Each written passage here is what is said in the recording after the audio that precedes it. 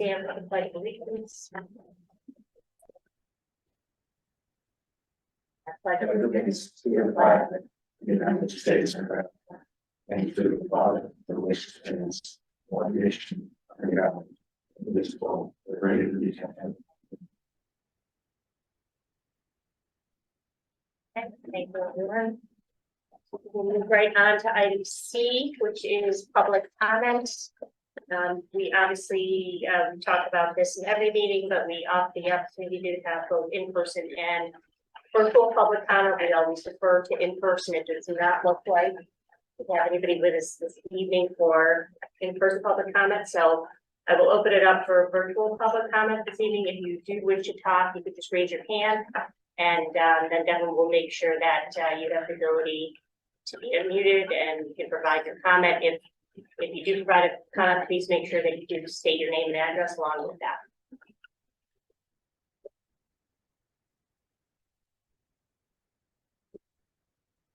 Not seeing any hands, but we'll give it another minute. I think we're all set. All set? All right, great. Thank you very much. All right, so we'll move right on to minutes. We have several to approve this evening. So could I have a motion to approve the attached August 16th, 2023 minutes? So moved. Second. Any discussion? All in favor? Aye. Aye.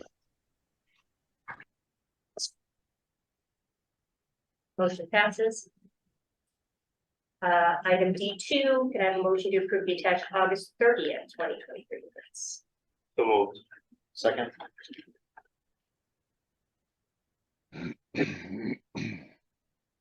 All in favor? Aye. Aye. Opposed? Motion passes.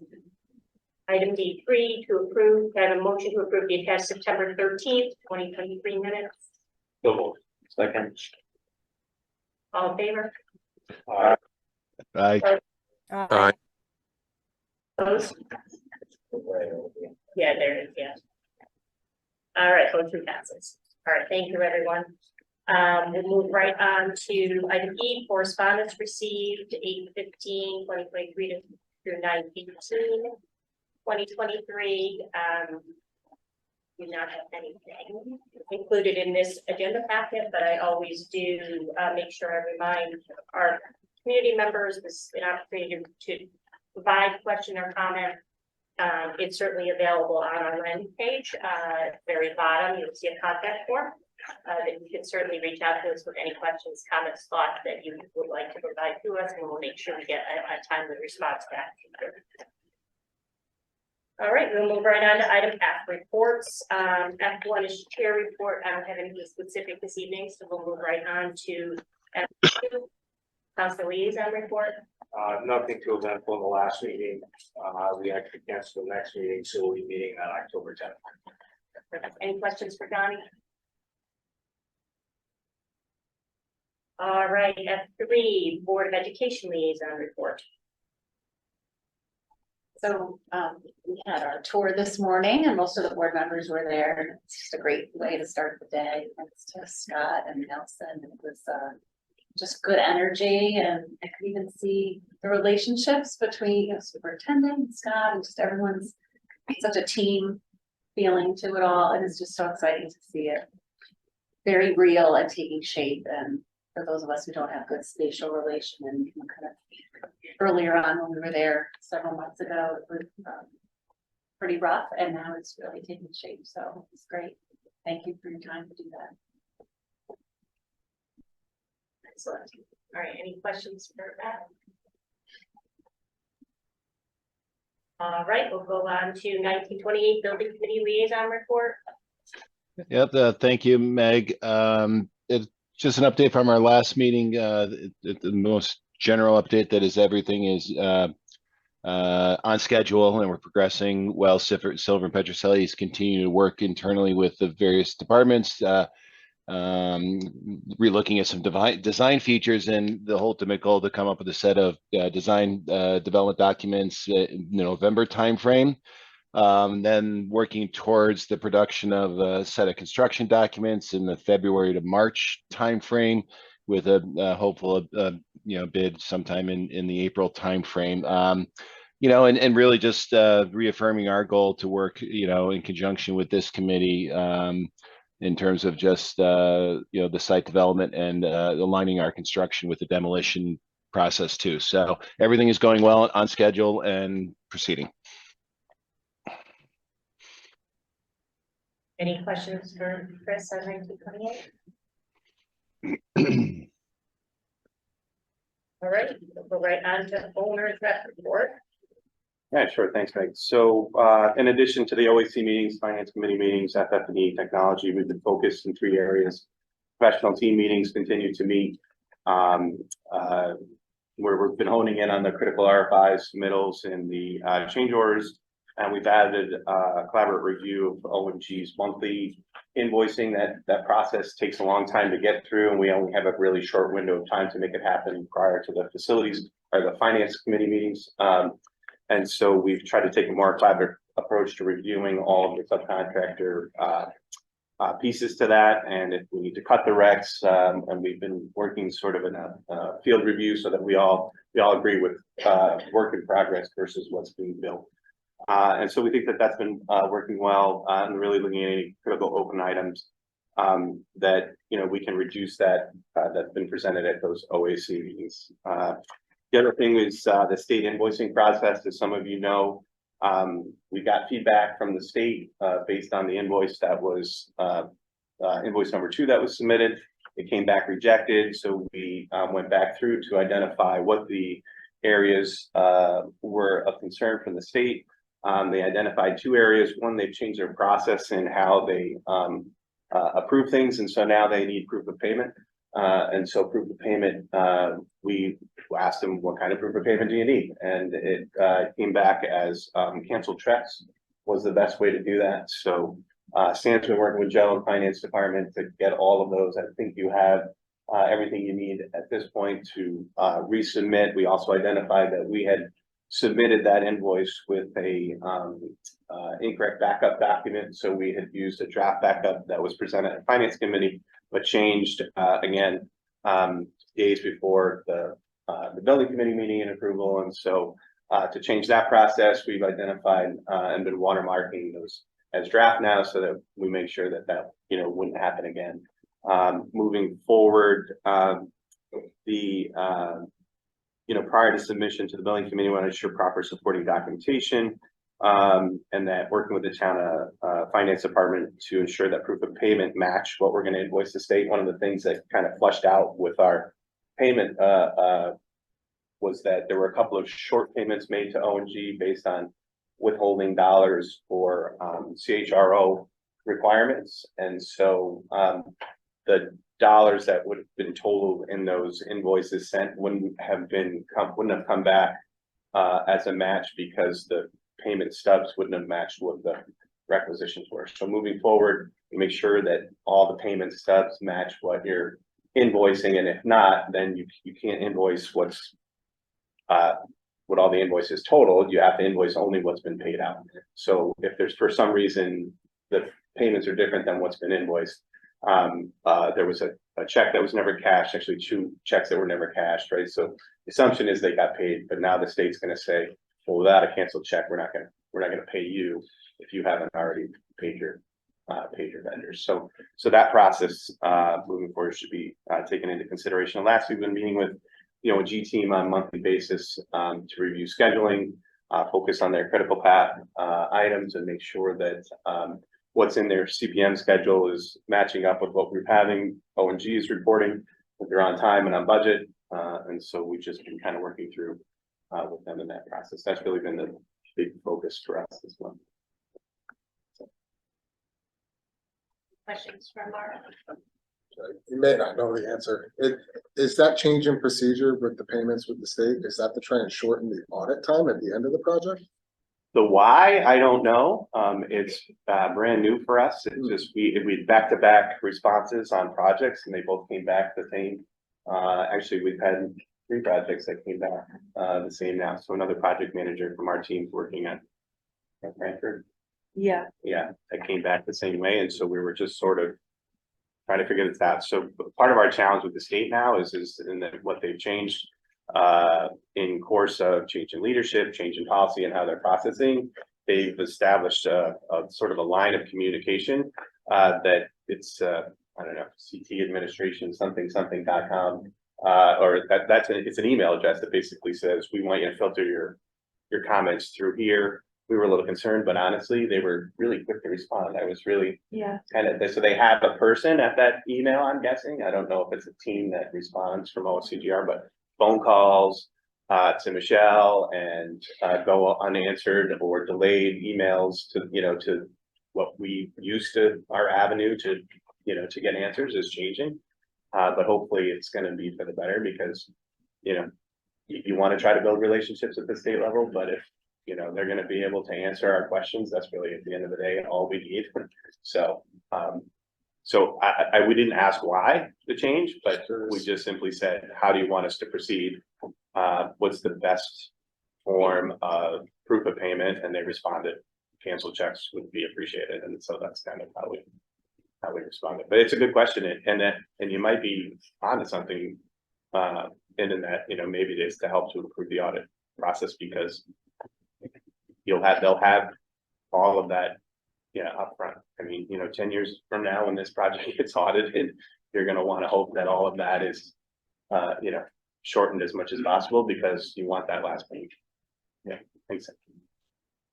So it may be a DAS thing because the communication from the state building inspector's office and the code mods is all through one general email that a team attacks all the issues on there. Yeah. So I've seen it through the code side. On the next submission for invoices, are you saying that if we don't have a clear check ahead of time, then we can't process it until the check clears? That's the way we're understanding it. Yes. Interesting. But that's interesting. Yeah. So so the unfortunate but good news is that the time that's passed over the last 4 months that we waited for a response from the state, you continue to pay your next batch of invoices should be fairly easy to compile those batch of canceled checks to go along with that invoice. Now, with the resubmission, do we get to the top of the pile or do we have to wait back in a queue? I don't know. Because they kicked it back to us, if we Right. resubmit with the information they requested, are we gonna have to wait another X amount of months, or are we kind of given priority because they've already started? It's a good question. We put a lot of pressure on through that email to say, we're trying to get, we waited, estimate, Right. how quickly can we get, so they're saying provide this, but no time frame. We can ask that question, certainly. Yeah, it'd just be nice to know kind yeah. of for a cash flow Where do we fall perspective, back? because. Where do we fall back on? Yeah. And maybe that's where the relationship used to benefit. Right. Yeah. Any other questions? Thank you.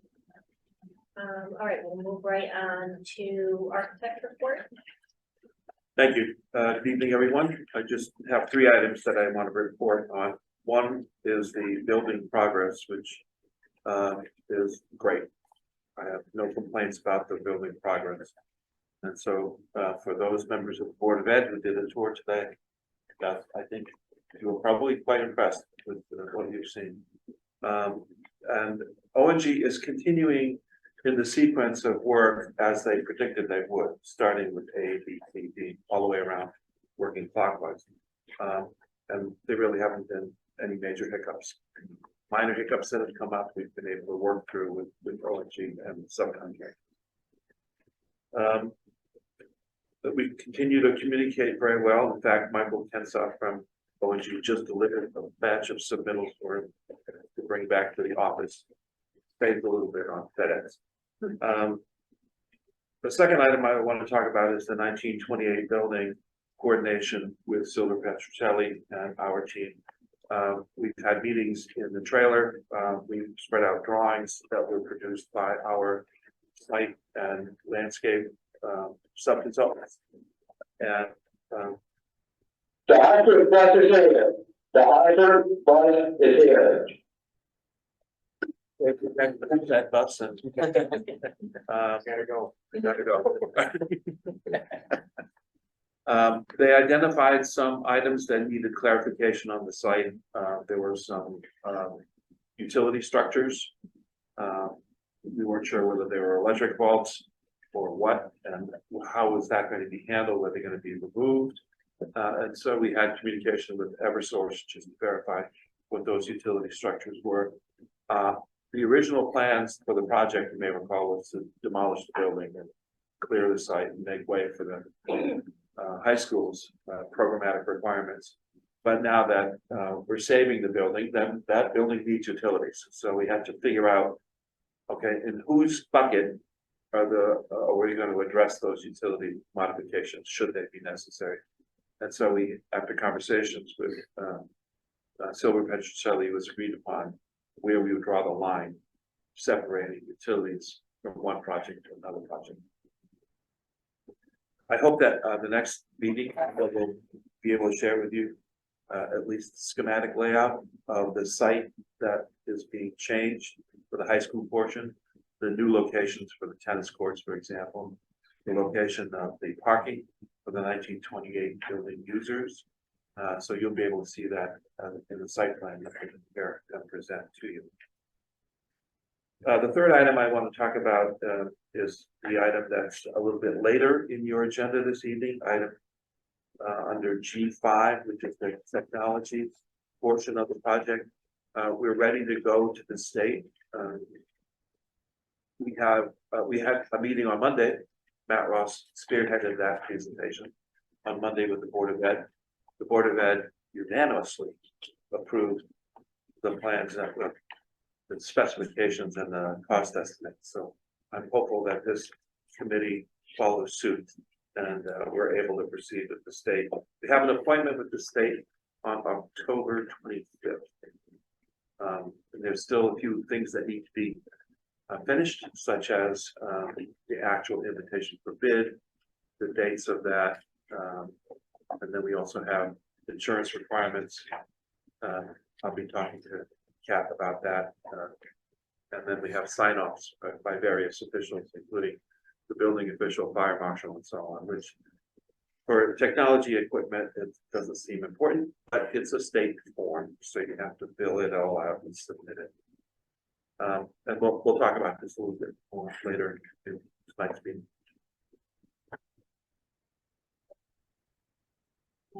Questions for Richard?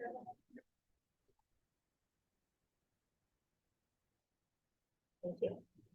All right, we'll ride on to construction manager report. Thank you, Meg.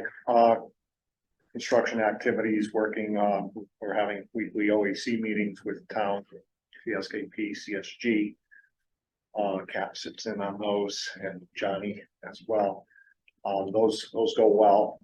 So there's, we're also working with TSKP on the RFI responses and submittals are winding down for the high school. They are going to be ramping up for the central office area. As far as the site construction work, site work, you'll notice coming up Monteith, the granite curbing is coming in, so that's exciting.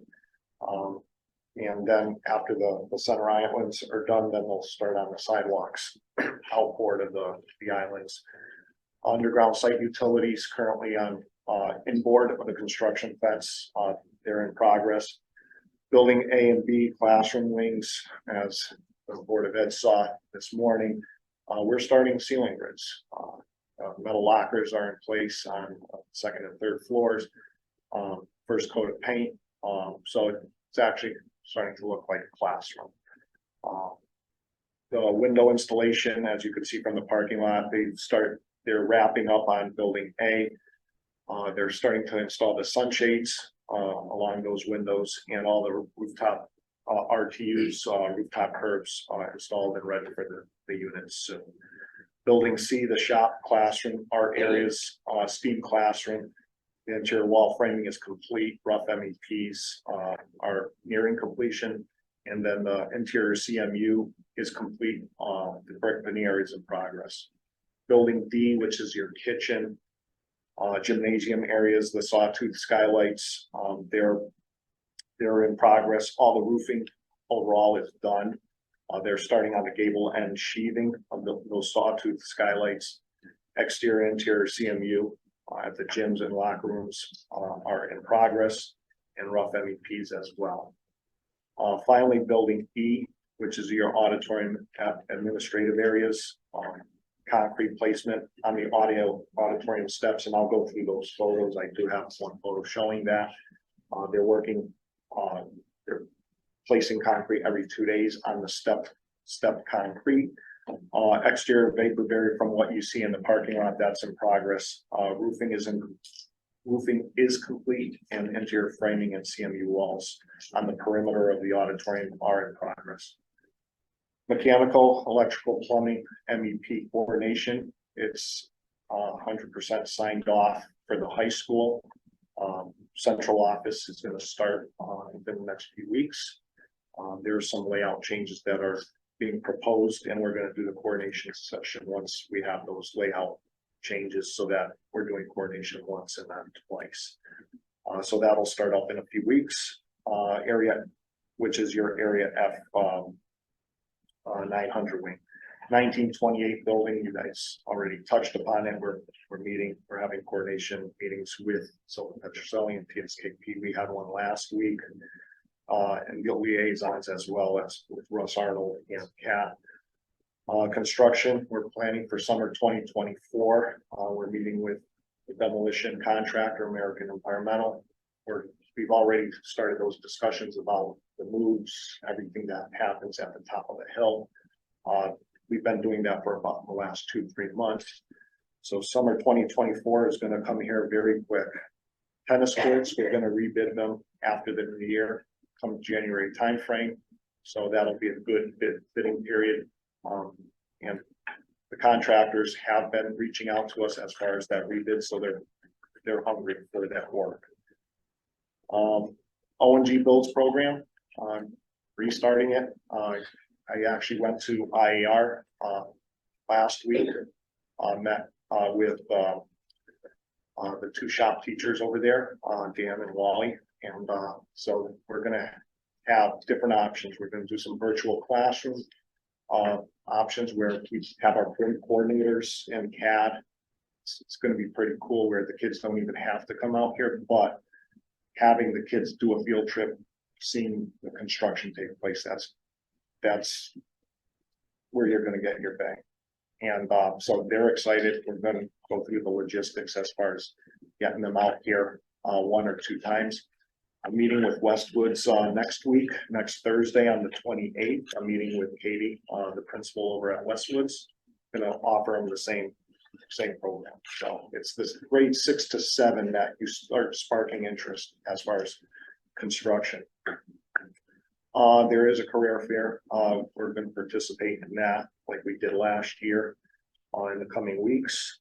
Site tours, we have the Board of Ed there this morning. We are running bi-monthly meetings with Russ, Chris, Scott, Scott's team as well. And any other building committee member that wants to come in, every 2 weeks you will see progress. So it's bi-monthly. There's one this Friday, and then every 2 weeks. Town council, we were going to try to get a tour out here mid-October for your next meeting. Prior to the next meeting, it doesn't have to be an official meeting there, but Yeah, it's gonna be October. October-ish. So we'll get town council there, and if you want to run the next building committee in our job trailer, we'll make sure it's nice and clean for that meeting. It's a great time to actually, now it's exciting because you're seeing interior finishes taking place. And just to wrap it up, we're on time and on budget. So. Under budget, did I hear that? I said it to you last week. I keep my wishful thinking. It will be posted on the website as well, so it won't be hearsay, but yeah, we are. So, and we're working with CSG and TSKP for quick responses and schedule interviews. I'll go through the pay app, later. I have 4 pictures that shows you, your first classroom A, that was taken, that was actually taken on Monday, and now this one, the elevation is done. And, the window, shades, solar shades are on the building. And this is your stair tower, which that's the ground facing you on the back end side, but that will all be brick as well and curtain wall. This, you can see the lockers, when this picture was taken, the lockers were just installed, first coat of paint. Now there's the locker trim pieces, classroom areas that started 2 days ago. So they're progressing from the 3rd floor down to the 2nd. This is your 3rd floor on both pods. So right now you don't see the sunlight. There's temporary protection in that copper ceiling, but those are skylights. So this is the breakout space. It actually it looks a lot smaller because of the camera angle, but those are very large spaces. Next slide. This is your main concourse area looking at the media center, and I believe that's the Edge Studio as well. And you're looking out beyond, you're looking at the cafeteria area. Gymnasium, your stadium seating, then you'll have bleachers on this coming out. You'll have bleachers on both sides. Stadium seating is only on one side. This steel that you see there, that's for your skyfold, partition. With that gym, everybody that sees it, wow, this gym is huge. But that's looking at if the entire gym is opened up, but it's going to be a nice space.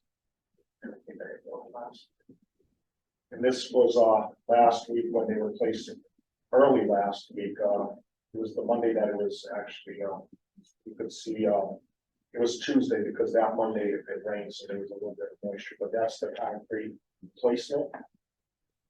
And that was the last one. That one more. And this is the auditorium. So you're looking at the proscenium stage area. This is all now placed concrete. The bottom tier, which is it's not a pit, but it's your orchestra pit area. Then your mid level, and this is where you start seeing the first phase of the step seating. They're already on the 2nd floor, and this is your sound booth, control booth area. This rigid insulation, so you don't have a large slug of concrete. It basically saves money, and that gets encased. So they put the insulation, they form for the step until they actually reach this top end, which will also be stadium seating.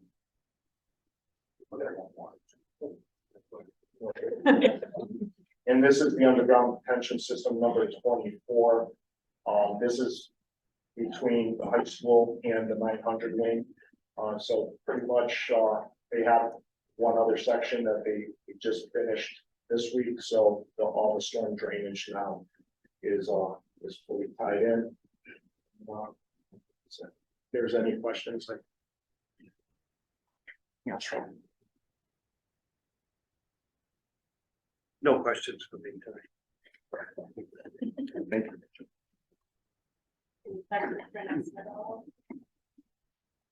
Yeah, I think we're gonna look to do we'll do the building committee meeting and then probably do another tour as well. I think it's time. Yeah, for us to get back in there, please.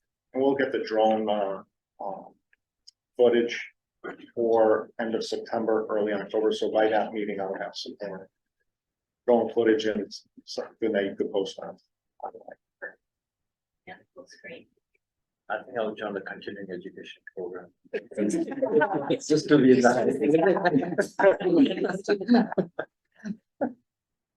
Dustin, do you guys take pictures at all while you're bringing the student? I'm just thinking for newsletter purposes and other things.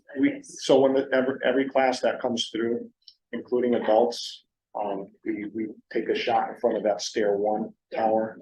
It's a nice shot, and you know, if school wants to post them, those are nice pictures. Cause I really. think- There's a Are they in Google, the Google Drive? no, because those I don't take, Okay, that is the teacher and oh, got it, okay. whether it is, but the Google Drive, we do. We take thousands of pictures, but we upload some nice shots that, and I believe Ira's copied on that Google Yeah, Drive. yeah. So stuff that we think that is nice for a website or an update, we place it on the Google. Yeah, I just think we should be promoting that as much as we possibly can, that program, especially with the responses you're getting. Any other questions or thoughts? All right, that would bring us to item F8. Excuse me, communication subcommittee report. We actually canceled our communications meeting just prior to this. We'll have to keep, we'll re-engage as we get closer to the newsletter and additional items. I don't think we can cover that. Communication. No, I think it would just be a newsletter at some point this fall. Ira's working on getting the content together and it'll be presented to the communication subcommittee, really just an update, show progress. Lots of pictures like this, just to keep the community informed of what's going on. All right. So we're right on to item 9, professional partnership subcommittee report. I know we just want to do a quick mention here. This one. Yeah, we just wanted to mention to the members of the professional partnership that we wanted to kind of bring that committee back to life a little bit. We are going to be exploring the potential for move management services, which would help us get all of this stuff organized for the existing building, get things over, get things redistributed, receive new orders for the furniture. It's a really, really big undertaking in a short period of time. Remember, it's going to be June to August when we need to get all of that stuff done. So Sam and I have met with a firm off of the DAS contract, the state contract. We can meet with other firms as well, but we wanted to get the professional partnership committee to be that vetting process, to see the proposals, to look at the scope and then make a recommendation. Was that expense part of the school budget or is that? This would be an additional expense that was not budgeted. So it's important for us to understand not only cost but benefit associated. I mean, probably anybody who's moved ever can see the benefit of the size of something like this and making sure that it goes smoothly from the district's perspective. But let's sit down and talk about that a little bit more. So assumption next steps is we'll get a scheduling request for the professional partnership subcommittee members and get something on the calendar so we can start those discussions. Yep. So I'm assuming if we're moving it and not buying it again. Is that a fair assessment? Yeah, well, if there are items that you guys will be identifying that potentially could be moving over, that'll be clearly defined when we approve the bid for FF&E in the near future, but yes, there would not be duplication of furniture. Do you have an idea of like what percentage of stuff that is up to par, up to standards for a new school? And you see, I know you're always buying some furniture as you go along and replacing. But I know it's always been about modular and flexibility and movability and that kind of stuff. Do you have any idea how, like, a percentage of stuff that's going over? Or? We've done some extensive work on that, I think, Sam. Yeah, so we went through and we inventoried anything that we bought in the last 5 or 6 years, essentially. We put it together in a spreadsheet. Kim Wynn's been working with Susan Pinckney to determine where in the building that furniture that we have that'll go over in the new building, where it can go. On top of that, we've also identified anything that could be repurposed at other school buildings throughout the district. So that's nothing to do with TSKP, but we've been working on that as well. As far as the new building, but what works with the finishes and everything else that we have, it's mostly new furniture that's going in there. And is the move management stuff, I know I won't get too committee work here, but is it reimbursable for the actual contracting? That is something that we'd have to confirm with the state. We're obviously going to hope that it is and try to maximize that reimbursement, but that will need to be confirmed. So move management and movers would typically be reimbursable expenses. So, but again, it'd be worth confirming that confirm, yeah. through the portal. And go from there. info@eas.com. Yeah. All right, any other questions on that? So more to come, obviously more information as we move forward on that. Item 10, financial subcommittee report. Obviously we met last Friday as a financial subcommittee, our normal agenda. As far as doing the pre-review of all the items that you see that we'll be talking about, in our upcoming motions, everything was reviewed and validated by and discussed with the financial subcommittee. We did a good overview of our spend and looked a little bit of chart associated to that. No concerns or issues were brought up in the meeting as far as anything that we needed to address. So nothing else really in addition. I don't think. Is there anything else that anybody wants to add to the meeting? So obviously the detail is to come on the financial pieces. And then finally is, Question. oh yeah, I'm sorry. If you're not moving on. No, go ahead. No, absolutely, I should ask. So, and I know at the OAC meetings or some of the working group meetings we've been doing, I've been kind of asking for, you know, and I get it, it's a moving target, but like where we were with contingencies, you know, how much we've spent, what's still out there, you know, kind of just a nice laundry list of change orders and how that's affecting the contingencies in the budget. I know the budget's pretty set, but the contingencies really is the one that we're eating out as we make these change orders and they're coming through. I think we're on, you know, request 60 at this point or something like that. So there's a lot of moving parts. Some don't even have prices, but is the finance subcommittee looking at that as well and kind of tracking where we are? I know that we have had a contingency log. I think if we update that and get it visibly in front of the finance committee and then here, I think that would satisfy what you're looking for. Just a log of where we, you know, what we've approved and where we are. I don't think we need it like updated on a day to day, but No, but at least. even if it's, you know, end of month or Yeah. end of quarter, so at least as we go through the next 12 months, we kind of a little bit better idea as we come to a little bit of final stages. Yeah. Absolutely, we can get that on the agenda.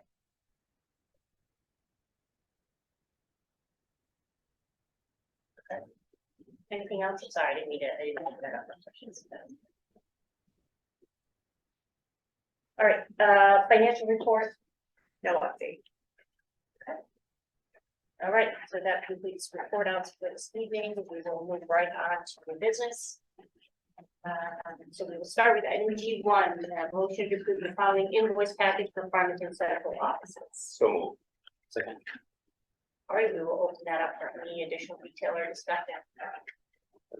It look familiar, everybody. Any questions? No? All right, all in favor? Aye. Aye. Opposed? Aye. All right, motion passes. Item G2, can I get a motion to approve the following invoice package for? So moved. Second. All right, we will open this one up for further discussion. So the first two items, Construction Solutions Group for 22,597, and TSKP Studios for 42,000, are both for their professional services for the month of August. Standard fee. Nothing there. O&G. I'm so sorry, excuse me. 6,569,106.682. Yeah, that should be amended. That's the pencil copy amount. If you look at the back of the final revised. So the final should be 6,477,393.88. So just when we go to approve, just make sure it's as amended, So, so we get the right amount. so that's it's been fully vetted, reviewed, comments were incorporated, PSKPs as well, including ours. Was presented, and went into full detail at the sub-finance committee meeting as well. So the final amount is $6,477,393.88. So Nelson, the backup, the appropriate backup. But It's the appropriate backup. It's the notarized final copy. If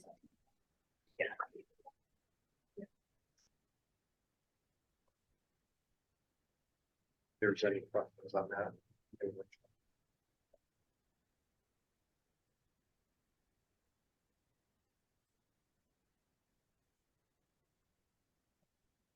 Anything in particular that we just normal update, right, based on that route? Yeah, and we made adjustments. The one that we reviewed on Friday was the $6,569,000 amount, but then when all the adjustments were made.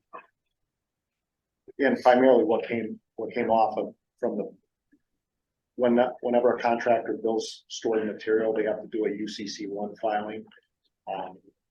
Which is, you know, the insurances, the lien, the title of the equipment because it's being stored off-site.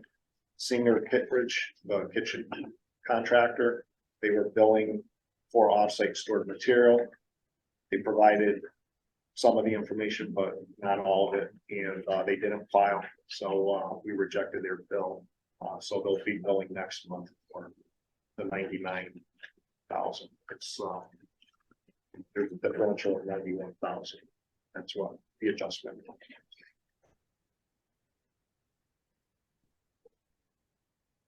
Anybody have any questions on that? Or we move on to,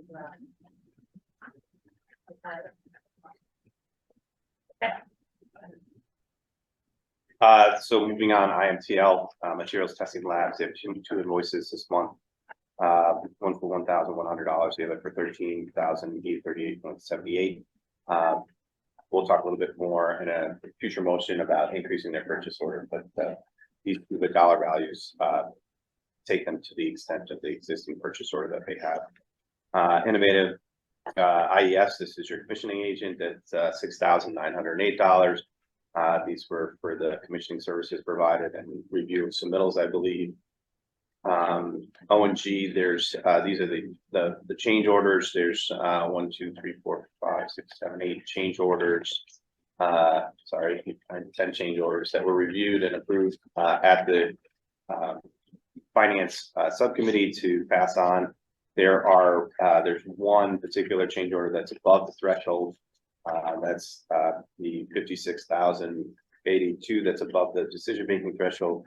And that's for PCO 39 changes to whiteboards and data drops. So other than that, everything else is within the decision-making group, and a lot of these have been moved forward on that on the decision-making group's approvals. However, do we want to go through them one at a time, or we good with that general statement? How do you want to proceed? I think we definitely need to talk about the one that's over the threshold. Yeah. Anybody have any particular questions on the items that you see there that have gone through the decision making group and the financial subcommittee that they would like more detail on? I don't want anybody to like they don't.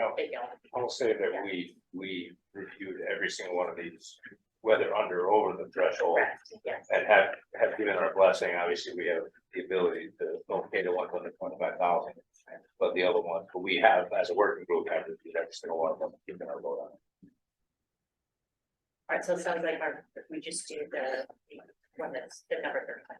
Yeah, sure. So if you there's a change order packet. First page looks like this. If you flip through to it says change order number 39. Change order PR 22 changes to whiteboards and data drops. The cost of 56,882.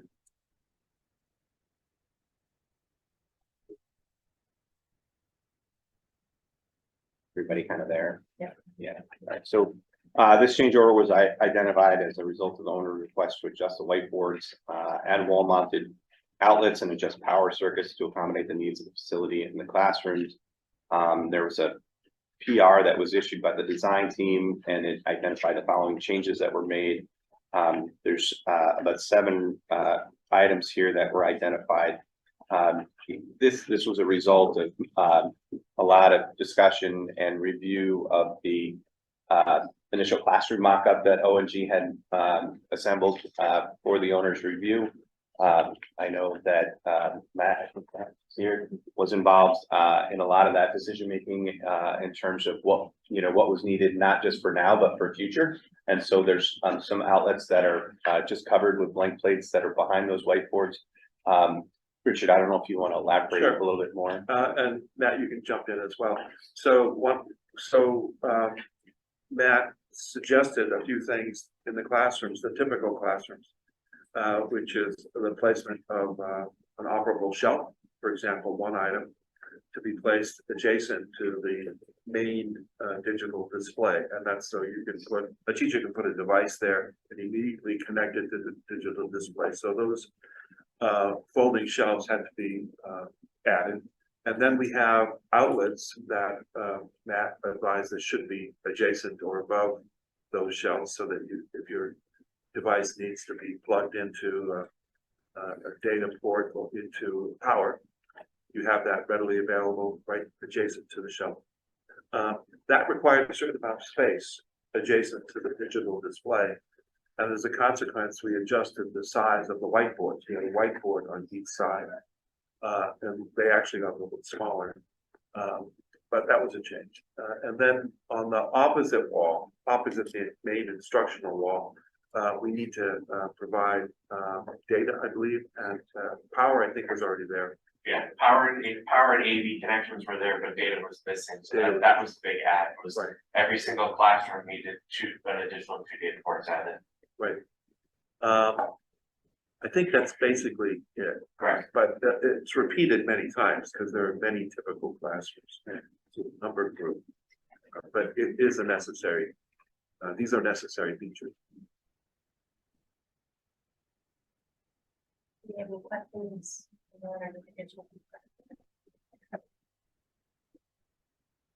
Right.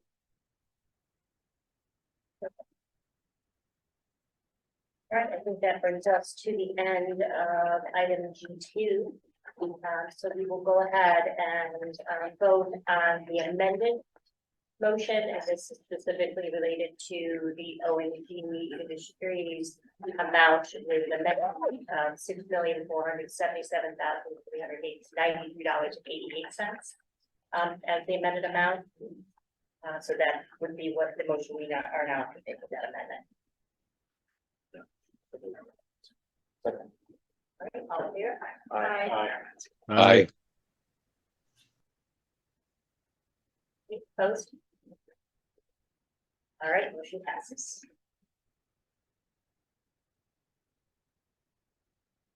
Okay. Move right on to item 3. To make a motion to approve the attached fee proposal from TS Studio for FF&E items in the amount of $18,720. I have a comment on this. So we just need a second first. Okay. So we- Second. Okay, go Okay, ahead. go ahead. Okay. I want to clarify that this is not for FF&E items, which means furniture, fixtures, and equipment. These are for architectural, mechanical, electrical, and plumbing changes as a consequence of FF&E decisions. So as the FF&E committee makes its determinations for the final number of chairs and teaching stations and so on, they have an impact on the walls and outlets and devices. So this fee proposal is for design services for TSKP as well as for Cole Ronan, but they're the engineers that do all of the electrical, mechanical, and plumbing changes. And that's further described in the letter that's attached. You can see, it says in one of the items, the first item, 7A, add sink, add compressed air connector, provide power and data. And the next line below that is add sink, provides power and data, add flat wall for revise for millwork. So it's a number of architectural and mechanical items, not furniture. So they'll just maybe a bit more change orders construction. Yeah, This, yes. this is in order for us to get the change order. They have to have the designs in order to get them. But that also gives decision-making group and then therefore the building committee, the ability to say yes or no to those change orders. We can't price anything until we know what we're pricing. No, just trying to. Yeah, where this.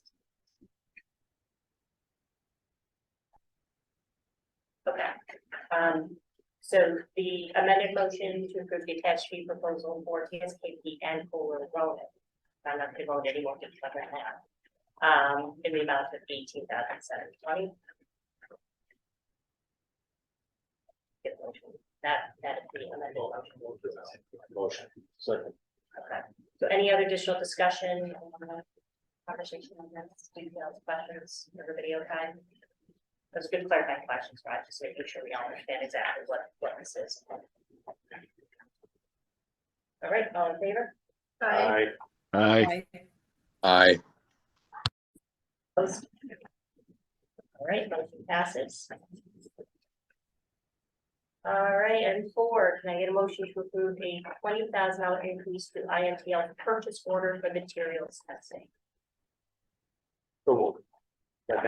All right, you wanna, And have CSG. yeah, Sure, so, we had an original budget amount, and we, initiated a purchase order for that budget amount to cover materials testing throughout the job. The budget amount is set based on a best guess, experiential situation with previous school projects. It's really up to O&G in terms of how much they call in IMTL, how much they need them. So if, you know, again, what they perform are tests out in the field. So we're then digging a trench and they're compacting the materials to make sure the dirt is solid enough to support the building. They do a test, if it comes back and it fails that 100% compaction or 98% compaction, O&G's got to call them back and have them do it again, and they redo it until it's right in those records. And so it's hard to say how many times they're going to need to come back. Same thing with concrete tests, cylinders that they break, how many yards of concrete they pour at any given time. IMTL's time on site is based on 4-hour windows and billed accordingly. So we had a purchase order of, I think, gosh, I want to say 94,000 between the central office and the something to that effect. Yeah. We had brought it up actually at finance committee meeting at one point, as something we needed to track, but their last couple invoices dropped up on us and took over to the point where they had gotten to the extent of their purchase order. Reached out to O&G and said, hey guys, what do you think you got left in terms of how much you're gonna need IMTL on site? Right, we're out of the ground for the most part, the concrete is poured, the steel is up, there's no more bolts to test and welds to review, or very little, I guess. And so I don't know if you want to kind of talk about your assessment. Even though we're out of the ground and the steel is in place, we still have a lot of masonry to test the mortar. There's rebar that goes into those walls. And then next summer, there's asphalt paving. There's compaction tests as well. I know. So what we did, our superintendents did a projection as far as how many tests, and then we applied their unit rates, and we actually put in that number a little bit of a contingency in case, just hopefully that there's a little bit left over at the end. But we have to follow the statement of special inspections, which is at the building department, and it tells us what specifically has to be tested. It's something that you need, and so budget does need to increase. So we did our best to project out until next year. Will probably have to be adjusted with that contingency, maybe not, but I don't think we'll have this conversation until next summer. We're doing the paving. Yeah. So, so the idea is one of two things can happen. The town can either increase the existing purchase order, issue a second purchase order. However, the town wants to move forward with, you know, there's options for taking this out of your owner's contingency, there are dollars in your professional fees that you could look to that we haven't spent.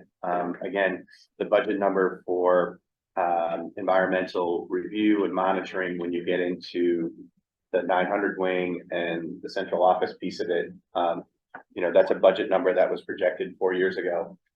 Same situation. Your professional partners will need to hire a monitoring company as we get closer to that. There is a budget number in there for that.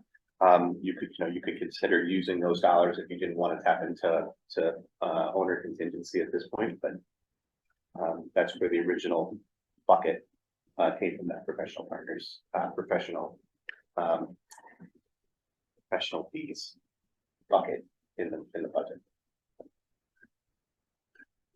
So we have to, so is everybody clear? First of all, we're asking, there's this additional $20,000 that would actually, the budget was covering this expense for IMTL, but the question remains of where exactly those dollars would come from. You're saying up to this point has come from our professional fees.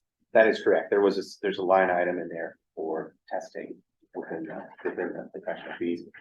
We wrote the purchase order to that value and said if we looked like we were going to exceed it, we were going to either increase it or write another purchase order.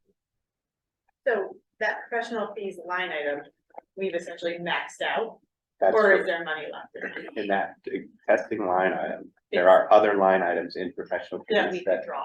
that haven't been tapped into yet, that you could draw from.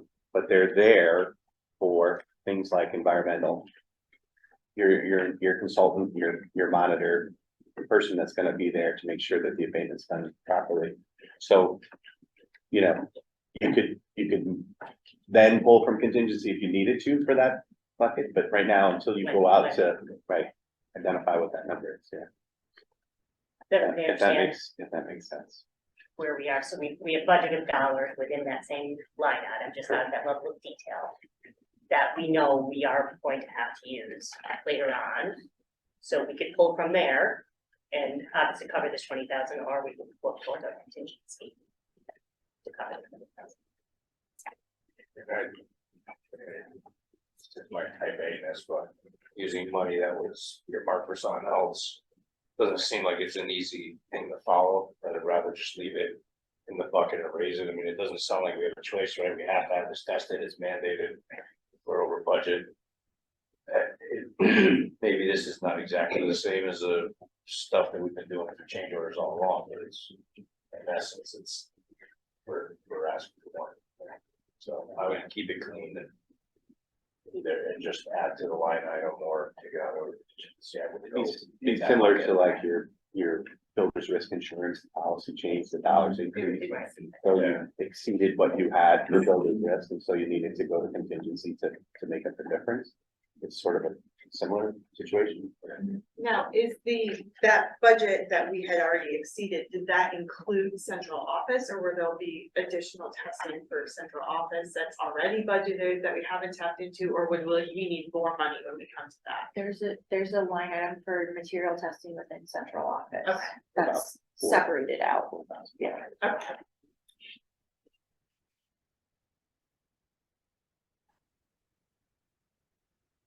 We're taking from the contingency. I think that's what Donnie That's recommended. all It's already for- on it. yeah, I think we're certainly open for discussion on that. I mean, Probably the cleanest way to do it it. does seem like the cleanest way to do it, but I want to make sure that everybody's. That makes sense. Anybody online, any concerns, or hopefully you heard all that? I know sometimes, I didn't catch all the details, but.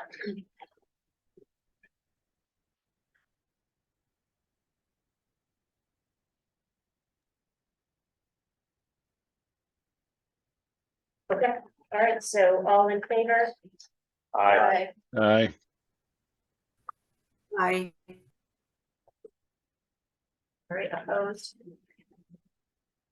Right, motion passes. Awesome. Okay, you ready? For the most of it here out of me all night. All right, so item number 5, can I get a motion,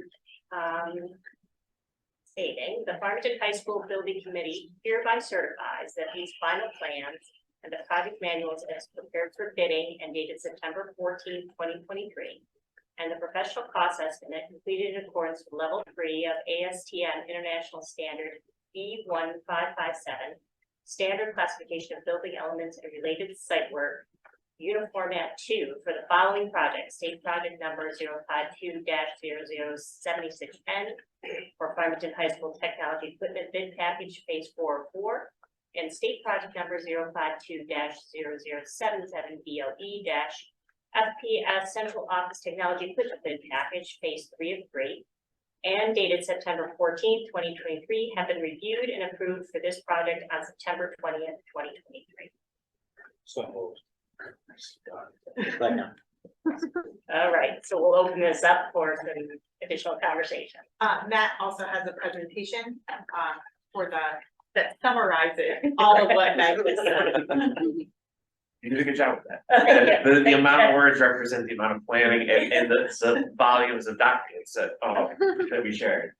So I did boil it down for everybody, just so it's easy to understand.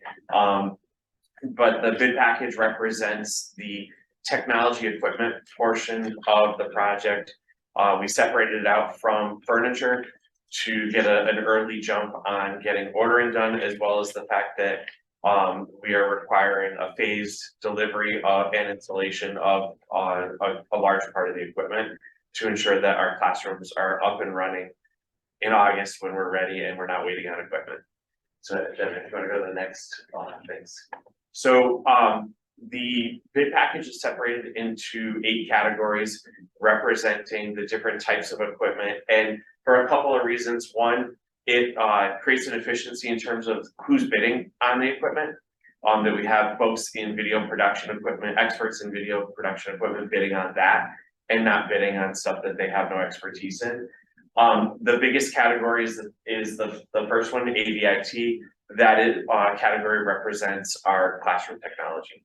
And I'm going to go through, I've got some picture examples just to kind of get, for folks to be able to understand what falls within each of those categories. So the first question I wanted to answer, and it came up earlier, was what existing equipment is coming over.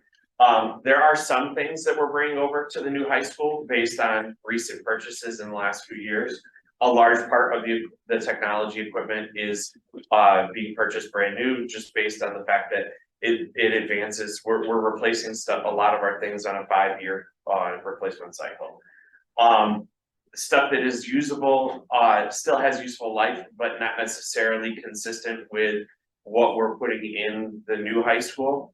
We'll be moving to Irving Robbins or Westwood. So we have a couple of interactive flat panels that are already existing in this building. One being in 805 was just installed in the last couple of years. It's not necessarily the same model as what we're looking to install in the new high school. So we're going to move it to Irving Robbins or Westwoods, most likely Irving Robbins, and utilize it there. The same is true with some LCD screens, the 2 that are sitting outside the library here. Equipment that is going over to the new high school would be some of the AV equipment for production that exists in the today's Edge Lab, as well as we just purchased last summer 25 brand new iMacs for the Art Photo Lab. Those will be moving over to the new high school with us as well. Okay. So as I said, AVIT is classroom technology. It's the teaching wall. That is actually a picture of the device in 805. It's just a representation, but as Richard explained earlier, each teaching wall in a typical classroom is going to have an 86-inch interactive flat panel. The teacher can actually operate directly from that panel. They do not need to attach a computer device. However, in some of our courses, there is specific software, so where we would actually locate a device or they'd run it off of their machine. That was what necessitated or what drove the idea of the flexibility of a fold down shelf and moving those connections up on the wall. Each panel is flanked by whiteboards. The opposite side of the classroom has infrastructure in place to accommodate an additional LCD panel in the future, but we are putting whiteboards in for now. So the infrastructure is there. If we decide we want to put another one in the future, we're talking about having to buy LCD panels, not have to run additional wire. One item I forgot to mention, it's other digital signage LCD displays throughout the building, and there is one in each of our breakout areas is also in this category, just based on how it gets grouped together. AV has been broken down into, computer equipment. Computer equipment is standard desktop computers. So we do have a computer applications lab and a computer engineering lab. The machines we're currently using in this building are already at the 6-year mark. I've held off an extra year at this point. So we will be outfitting those computer labs with brand new machines. That is, other than a couple of power strips, that's all that's in that category. AV's been broken down, again, as I said, into subcategories based on audio, video, furniture, and lighting. AV audio equipment is our mixers. This is stuff that's going to be located in the Edge Lab. We have some equipment for the Black Box Theater. It's equipment that was not part of the construction package because it's smaller items and more customized items. The next one, AV furniture, again, put into this package rather than the standard furniture package because it's more specialized. It's consoles with racking for the audio and video, AV audio and video equipment, and typically comes from a very specialized vendor. AV equipment video, again, pre and post production on the video side. If you think about the equipment that we use for the 905 news, that's what falls into this category. AV instruments, so these are not instruments used in the band room, these are instruments used in the studio or for production of music. We have some equipment in the Edge now. Students come in the afternoon, they come in during the day, and they're producing their own material. Lighting within the Edge studio was not included in the construction package, so we have called out the lighting equipment needed for the Edge studio. And then the last category, AV IT, is, as I said before, it's LCD panels and the attractive flat panels for central office. We have 2 conference rooms in central office, and so we've called out that equipment for that area. I then broke down, these are cost estimates by category and the total dollar value. What's important to note is that all of our cost estimations were based on retail pricing. So these will go out to bid. In some cases, we will compare against existing state bids as well through consortiums. But in order to get a dollar figure that we felt comfortable with enough wiggle room, because it's going out to bid, we utilized retail pricing from vendors to come up with this cost estimate. So 1.3 million and change, which again includes central office, and based on discussions within the FF&E group, that's well within the budget allotment that we were talking for technology in general.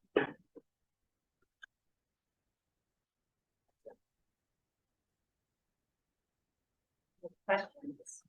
Pictures are super helpful, by the way. It wasn't, I have no idea. So do we plan to buy or lease? Buy. Do we have evaluated the option of what would be if we lease it? There's not much within that. I mean, desktop computers, there are some leasing plans, but it's not, we've looked at leasing in the past. It's not as cost effective for us based on educational pricing that we received. And the fact that we stick by a 5-year replacement cycle. Interactive flat panels are not something that are leased out at this point. I don't know how the state would look at a reimbursement. Or these reimbursables, consider the equipment reimbursable versus not being reimbursed. If you were to lease versus purchase. So these are reimbursable. Yes. Most of the stuff on there. There are some things that the state will determine are not reimbursable. And Richard and I talked extensively about this. Their definition is basically if you can easily move it from place to place, they don't consider it reimbursable. And a lot of this stuff will be fixed in racks, and that's the conversation we'll end up having with the state as to what items they're deeming as not reimbursable, and try to make the argument for it being reimbursable. Anything amounted to a wall, though, or to a floor, or to a rack is considered reimbursable.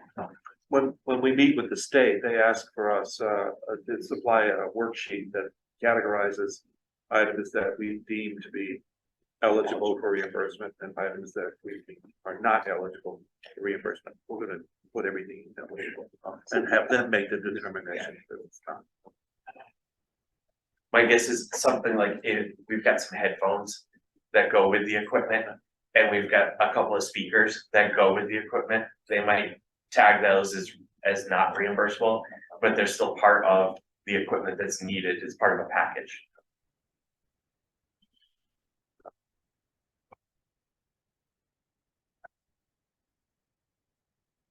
Any other questions or thoughts on this? I actually had just a quick question or just a comment when I heard you guys were talking about just putting in, wondering whether or not to reimbursable or not. Just if you're going through the state, just from my experience too, sometimes I put things in to see if they reimburse it or not, but I know that it delays the reimbursement. So I just wanted to put that out there.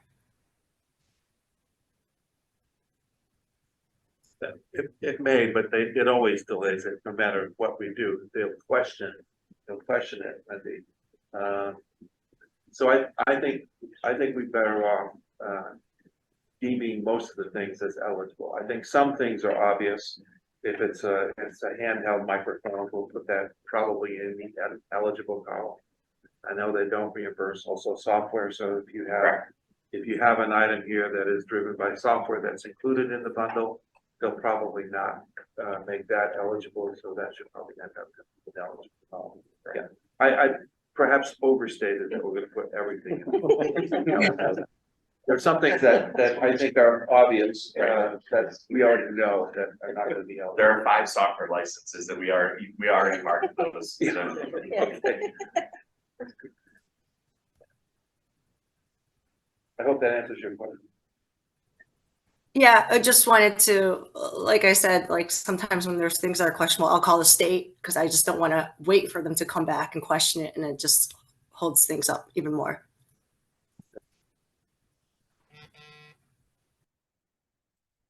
Any other questions or thoughts around this? No? All right, all in favor? Aye. Aye. All right, opposed? All right, motion passes. Thank you. All right, we will go right on to item 6. Can I have a motion to approve the attached invoice from 12 Timbers Marketing in the amount of $7,500. So. Second. Open this up for discussion. This is just, IRA's invoice for his services. This includes all of the coordination that he does for our newsletters. It does not include the printing and the mailing of the newsletters, but it's all the work that he does for the whole year for us to keep those moving.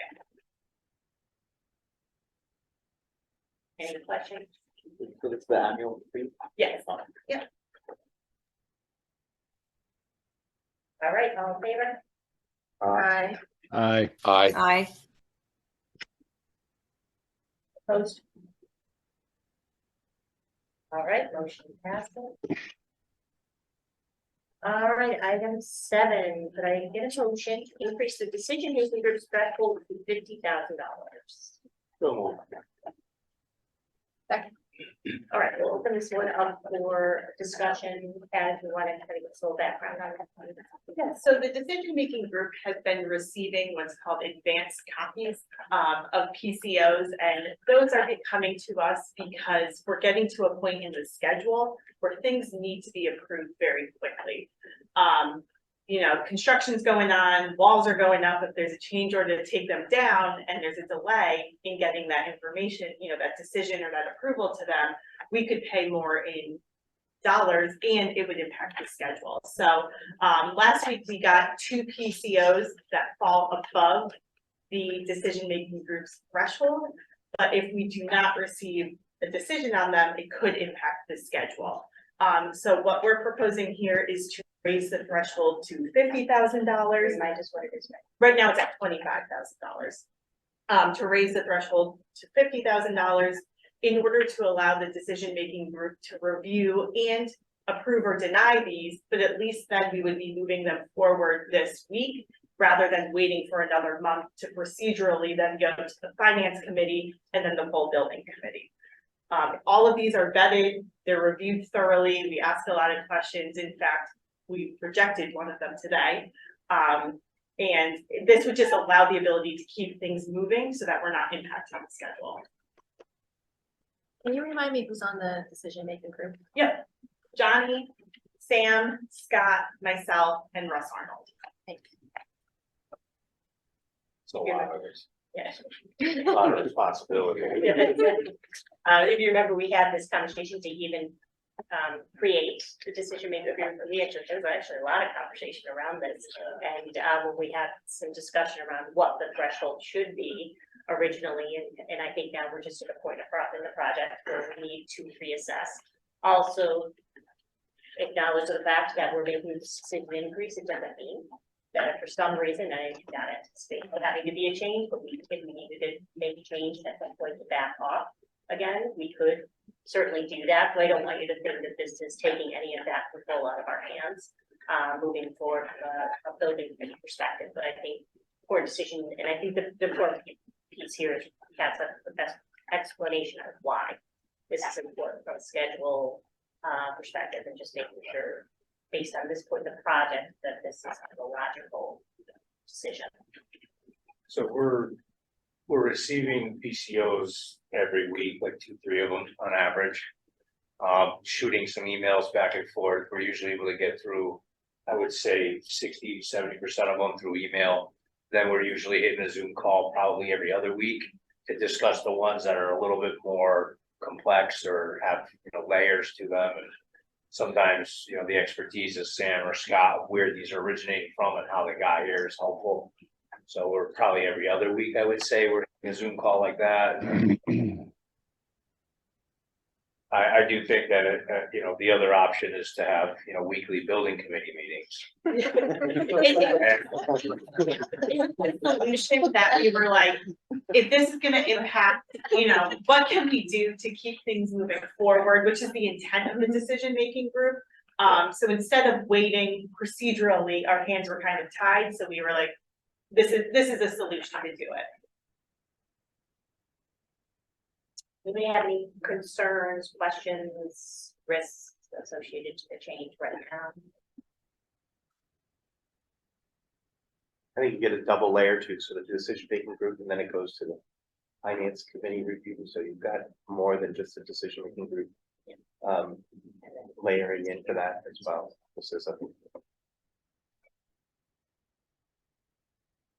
All right, there's no questions, all in favor? Aye. Aye. Aye. Right, opposed? All right, motion passes. Right, item 8, can I get a motion to cancel the October 4th, 2023 building committee meeting? so. Any discussion? Unless you want to have we We can add some more on. All right, all in favor? Aye. Aye. All right. Motion passes. All right, so we're gonna move right on to item 8, executive session. So could I give a motion to move to executive session for discussion regarding a pending change of the Farmington High School project in accordance with section 1-206B of the Connecticut General Statutes. So moved.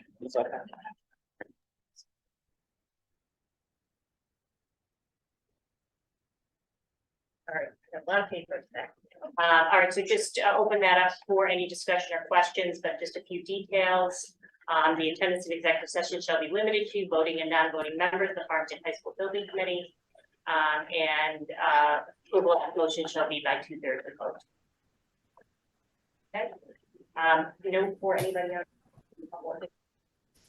So we kind of pause the Zoom. It will keep running. We will come back after executive session. We have a remaining motion and adjournment. So we'll keep that running. TV, we don't know how long it'll be, but we'll keep that going. And then for those committee members that are online, there is a separate executive session Zoom that you should receive. Give us a minute to get that one set up, and we'll be on there. So we will be coming back. All right, all in favor? Aye. Aye. Aye. Opposed? All right, the motion passes. We will go into the executive. Does anybody need a quick break before we have to answer?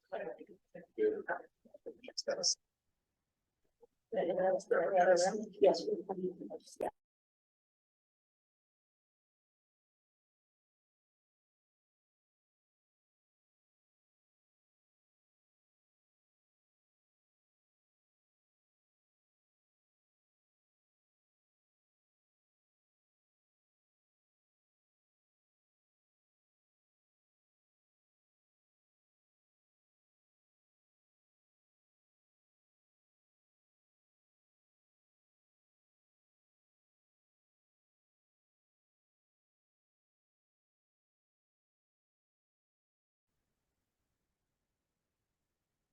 All good? Yeah.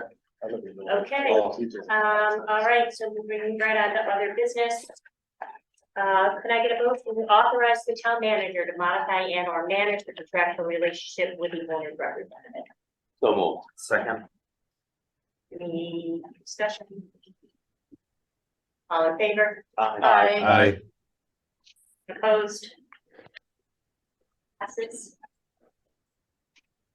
Can I get a motion to adjourn, please? So moved. All in favor? Aye. Aye. Great. Motion passes. We will adjourn at 7:02. Thank you, everyone.